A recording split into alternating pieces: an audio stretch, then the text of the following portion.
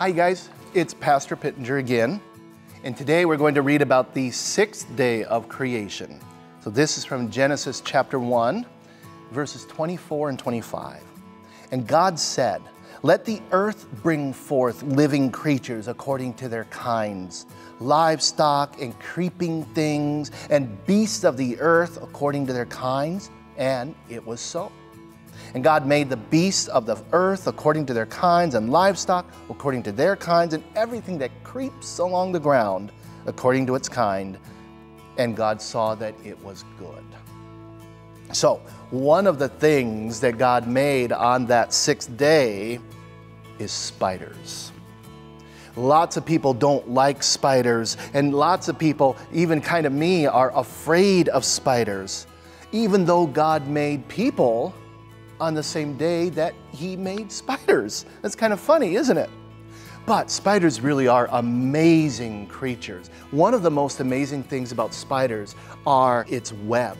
I mean, how does that tiny little insect know that if it makes 6 or maybe 8 straight lines all from one center point, that it's going to work out as a web? How does it know to make that little circular pattern around and around, and that will be a perfect trap for a fly or for a mosquito?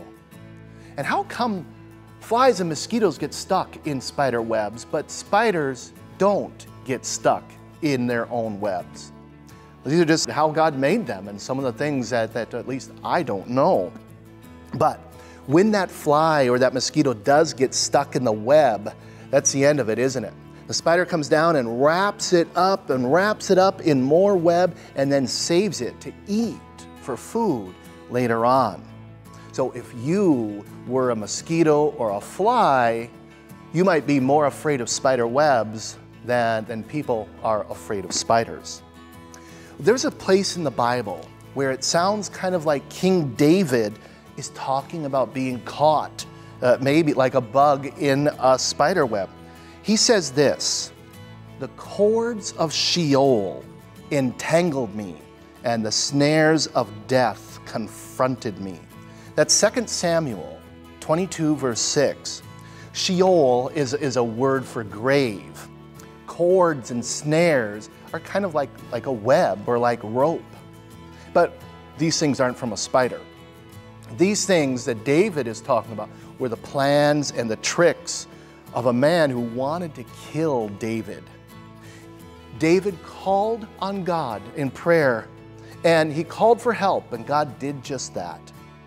A little bit later, David writes about how God rescued him from those traps or those sticky webs of that other man.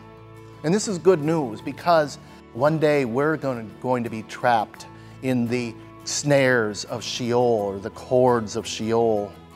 We're going to die, and we're going to be stuck in the grave, and we would be trapped there forever, more like that fly that's trapped in the spider web, all wound up. The fly can't get out. There's no way we could ever get out of being dead and being in the grave. But Jesus did, and Jesus will. Jesus did escape from His own snares and cords of the grave, from His own death, and Jesus will rescue you from your death and from your grave.